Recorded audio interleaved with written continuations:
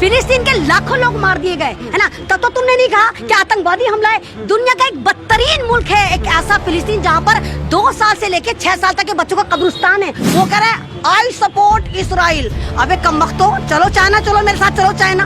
पहले चाइना की सपोर्ट तो कर लो घुसपैठियो। ये जो अमेरिका की नाजायज औलाद कहलाता है इजराइल, अमेरिका ने उसको सपोर्ट करा, अमेरिका ने असला से सपोर्ट करा, अमेरिका ने पैसे से सपोर्ट करा। तुम कह रहे हो ये कह रहे, ये कह रहे, ये कह रहे। अरे हिम्मत है गोबर भक्तो, हिम्मत है भारतीय जनता पार्टी, तो कहो रशिया आतंकवाद है। रशिया ने हंसता खेलता मुल्क बर्बाद कर दिया यूक्रेन, वहाँ तो तुम नहीं बोले। ये वो कौम है जो अपने खुदा की नहीं हुई, ये वो कौम है जो अपने रसूल की नहीं हुई। मुसलमान मरे या यहूदी मरे, इंसानियत मर रही है। अबे गद्दारों, जाहिलों, घुसपैठियों, उन्हीं की जमीन में घुस गए और इनको लग रहा है कि भारतीय जनता पार्टी 24 में हिंदुस्तान का इलेक्शन खाली इजराइल पे जीत लेगी।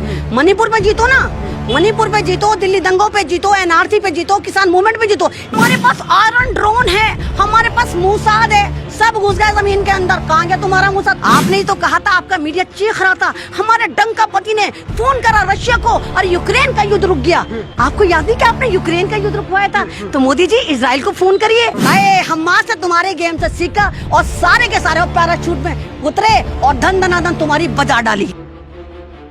क्या सोचती है दुनिया? 2 खेमे में बढ़ गई हमास के हमले के बाद इजराइल पे, आप क्या सोचती हैं? हाँ, मैं शुरुआत यहीं से कहूँगी कि हमें ही कातिल कहेगी दुनिया, हमारा ही कत्लेआम होगा।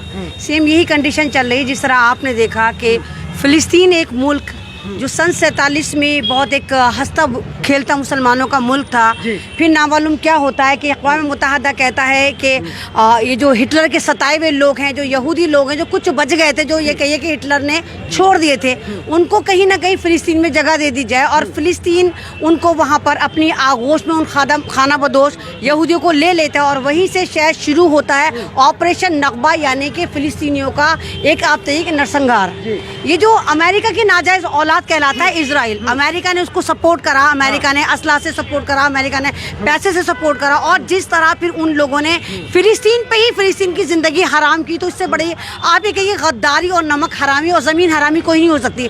यानी मैं आपको अपने घर में रख रही हूँ और आप मुझे ही मार रहे हैं, मैं आपको अपने घर में रख रही हूँ, आप मेरी ही बेटियाँ उठाकर ले जा रहे हैं, मैं आपको अपने घर में रख रही हूँ, आप मेरे ही बच्चों को मार रहे हैं, मैं आपको अपने घर में रख रही हूँ, आप मेरा ही बिजनेस खा रहे हैं। अब जिस तरह आप ये देखिए सन 1947 से जिस तरह फिलिस्तीन की जिंदगी तंग-ओ-तारीख कर दी गई और इजराइल ने दादागिरी दिखाई।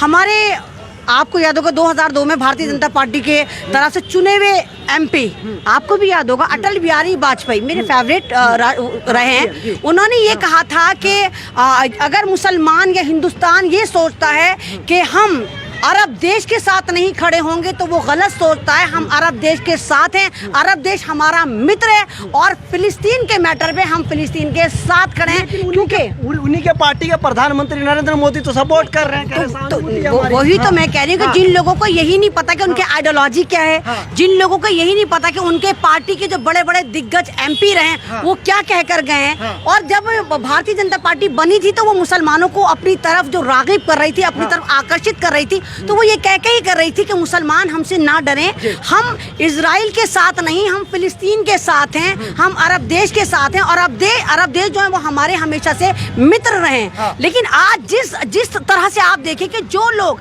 मतलब ये जो 2 गोबर भक्त होते हैं, जो नाले के ढाल पे हग रहे होते हैं, किसी भी दीवार पे मूत रहे होते हैं, वो कह रहे हैं आई सपोर्ट इसराइल। अबे कमबख्तो, चलो चाइना, चलो मेरे साथ चलो चाइना। पहले चाइना की सपोर्ट तो कर लो घुसपैठियो। I support Israel. इसराइल की स्पेलिंग नहीं आती, इसराइल के मामले में नहीं पता, बस इनको पता है कि वहाँ मुसलमान मर रहा है, इसलिए हमें मुल्लों की काट करनी है, हमें इसराइल के साथ देना है। मेन स्ट्रीम मीडिया और इंडियन मीडिया पता क्या कह रहे हैं कि आतंकवादी संगठन है हमास। मीडिया नहीं है, वो कॉर्पोरेट घराने हैं, वो मुजरे वाली बाइयां हैं, वो सारे वो लोग हैं दलाल जो उनको पैसा मिलता है और तमाम कॉर्पोरेट घराने कहते हैं कि नाच मेरी बुलबुल, तुझे पैसा मिलेगा। दलाल लोग हैं। सुनिए, आप मीडिया के बारे कह रहे तो चुने हुए प्रतिनिधि जो है भाजपा के नेता है, हमारे प्राइम मिनिस्टर है, वो भी तो सपोर्ट कर रहे हैं। आप एक बार बताइए, अभी मणिपुर कितनी दूर है? मणिपुर मेरे भारत का हिस्सा है। मतलब तुम्हारे अपने घर के अंदर आग लगी है, एक पॉलिटिकल आप ये कहिए कि नरसंहार तुम कर रहे हो, पॉलिटिकल आतंकवाद तुम मणिपुर में कर रहे हो, मेरे फौजी बहुओं की, फौजी बेटियों का तुम नरसंहार कर रहे हो, गैंग रेप कर रहे हो। मणिपुर पर तो तुम मां नहीं बोलते हो। चाइना हमारी जमीन लगातार घेर रहा है, घुसे जा रहा है। चा का नाम तुम चूनी कहते, लाल लगा के दिखाएंगे, कौन सी आके दिखाएंगे, लेकिन इजराइल को सपोर्ट करेंगे। आप तो वही लोग कह रहे हैं ना कि ये क्या सही है क्या, बम ब्लास्ट करना, मारना? नहीं, एक बात बताइए ना, आप ये जो मैंने कहा ना कि अधूरा ज्ञान लेके तुम आते हो और अधूरा ज्ञान लेके वो फिरते हैं। आप ये देखिए फिलिस्तीन, नहीं वो कह रहे, तो तुम क्या कह रहे, तुम भारतीय नहीं हो क्या? तुम क्यों नहीं कह रहे कि वो लोग गलत कह रहे हैं? तुम भी तो कह रहे कि वो कह रहे हैं, आका कह रहे हैं तुम्हारे, वो कह रहे हैं कि भाई साहब ये क्यों सही कह रहे है हैं? क्या? आप ये कहो कि ये गलत कह रहे हैं, आप ये कहो कि गलत कह रहे हैं। फिलिस्तीन के लाखों लोग मार दिए गए है ना, तब तो तुमने नहीं कहा कि आतंकवादी हमला है। दुनिया का एक बदतरीन मुल्क है एक ऐसा फिलिस्तीन, जहां पर 2 साल से लेके 6 साल तक के बच्चों का कब्रिस्तान है। कैन यू इमेजिन कि 50,000 बच्चे अब तक मार दिए गए, और तुम कह रहे हो ये कह रहे हैं। अरे हिम्मत है गोबर भक्तों, हिम्मत है भारतीय जनता पार्टी, तो कहो रशिया आतंकवाद है। रशिया ने हंसता खेलता मुल्क बर्बाद कर दिया यूक्रेन, वहां तो तुम नहीं बोले। अभी तक 1.5 साल हो गए लगातार यूक्रेन के लोग मर रहे हैं, वहां के आम नागरिक मर रहे हैं, तुम तो नहीं कह रहे रशिया आतंकवादी है। और कमाल की बात ये भक्तों, ज्यादा खुश मत हो, हमास ने जो हथियार यूज करे, वो जो अब्बा है ना अमेरिका, इजराइल के नाजायज अब्बा, उन्होंने यूक्रेन को दिए थे। यूक्रेन से किस तरह हमास पहुंचे, ये तुम्हें पूछना चाहिए। अच्छा ये बताइए तो क्यों कर रहे हैं सपोर्ट, लोग क्या रीजन है ये बताइए? कौन सपोर्ट कर रहे हैं? इजराइल को ये जो कर रहे हैं। अरे इनको लग रहा है कि 24 में हम मुसलमानों की गर्दन यहाँ पे ऐसे ही काटेंगे। इनको लग रहा है कि भारतीय जनता पार्टी 24 में हिंदुस्तान का इलेक्शन खाली इजराइल पे जीत लेगी। मणिपुर पे जीतो ना, मणिपुर पे जीतो, दिल्ली दंगों पे जीतो, एनआरसी पे जीतो, किसान मूवमेंट पे जीतो। यहाँ तो बिल्कुल किसान मूवमेंट वाला हाल हो गया, जैसे किसान बैठे थे अपनी सरहदें छोड़ के, अपने खेत छोड़कर, और उनको पता था कि उनके आगे मौत है। ऐसे ही फिलिस्तीनियों को पता है कि वो मर रहे हैं, लगातार मर रहे हैं, गाजर मूली की तरह कट रहे हैं। उनके यहाँ मरना बहुत आसान बात है। 16 साल की लड़की अगर आपने देखा 2 साल पहले हंसते हंसते मर रही थी, पुलिस वाले उनको ले जा रहे हैं, टॉर्चर कर रहे हैं, उन्हें अभी देख गड्ढा खोद के डाल दिया। ऐसी वीडियो मैंने खुद देखी, इतना बड़ा गड्ढा खुदा हुआ है, 12 साल का बच्चा तो 80 साल का बुढ़ा उसमें डाल रहे हैं। ये सारे के सारे इजराइल के आतंकवादी, और फिर जले हुए टायर डाले। वो तो तुम्हें आतंकवाद नजर नहीं है। 40 यहूदी क्या मर गए, सारे बिलबिला गए, हाय हाय इंसानियत मर गई, हाय हाय आतंकवाद पे हमला, हाय हाय ये हमला वो हमला। तो वहां पर भी तो बोलो ना। आप अगर वाकई मोदी जी आप वाकई ही डंका बजा रहे थे, और मेरा भारत वाकई आप चाहते हैं कि गौरव प्राप्त करे और लगे कि दुनिया में कि मोदी जी वही है जिन्होंने यूक्रेन का युद्ध आधा घंटे में रुकवा दिया था। मोदी जी आप तो वही ना, याद तो होगा जो कहा था, या जुमला ही फेंका था आपने ही तो कहा था, आपका मीडिया चीख रहा था, हमारे डंका पति ने फोन करा रशिया को और यूक्रेन का युद्ध रुक गया। आपको याद नहीं कि आपने यूक्रेन का युद्ध रुकवाया था? तो मोदी जी इजराइल को फोन करिए, इजराइल से कहिए भैया इजराइल देख तूने तो फिलिस्तीन की जमीनें हथिया ली है, वो जमीन वापस कर दे। देखो जी, मरे चाहे फिलिस्तीनी चाहे मुसलमान, इजरायली मरे, कोई भी मरे, मुसलमान मरे या यहूदी मरे, इंसानियत मर रही है। वहाँ पर नेतन्याहू तो नहीं मर रहा, वहाँ पर ये ब्यूरोक्रेट्स तो नहीं मर रहे, हिंदुस्तान के ब्यूरोक्रेट्स तो नहीं मर रहे, यहाँ भी आम जनता मर रही है। और मरने वाला चाहे इधर से मरे चाहे उधर से मरे, जंग में चाहे कोई जीतता है या हारता है, नुकसान हमेशा इंसानियत का और आम नागरिकों का होता है। लेकिन नितिनयाहू कह रहे हैं ऐसा सबक सिखाया जाएगा हमास को, दुनिया याद रखेगी। हाँ तो सिखाए ना, सबक सिखाता क्यों नहीं है? बोलता रहे, भौंकने से कुछ नहीं होता। अबे गद्दारों, जाहिलो, घुसपैठियों, उन्हीं की जमीन में घुस गए और तुम इतने कम हो। तो हरामखोर कौम है ये, वो कौम है जो अपने खुदा की नहीं हुई, ये वो कौम है जो अपने रसूल की नहीं हुई। भाई आप तो जानिए ना, हमारे पैगंबर को मानते हैं ना, मूसा अलैहिस्सलाम को। मूसा अलैहिस्सलाम से साके लड़ाते थे, ऐ मूसा तेरे पे ईमान लाएंगे, तेरे रब पे ईमान लाएंगे। अल्लाह से तू कहता ना तेरा खुदा है, 3 चीजें लिया। मूसा अलैहिस्सलाम ने पूछा क्या चीजें चाहिए? कहते हैं ये क्या कह राजो के यहूदियों को 3 चीजें दे दे, तेरा खुदा हम उसको अपना रब मान लेंगे। मूसा अलैहिस्सलाम ने कहा बताओ 3 चीजें क्या है? इन्होंने कहा अकल, शकल, पैसा, ये तीनों चीजें हमें मिल जाएं, हम तेरे रब पे भी ईमान लाएंगे, तेरे पे भी ईमान लाएंगे। मूसा अलैहिस्सलाम अल्लाह पाक के पास जाते हैं, तीनों चीज लाते हैं।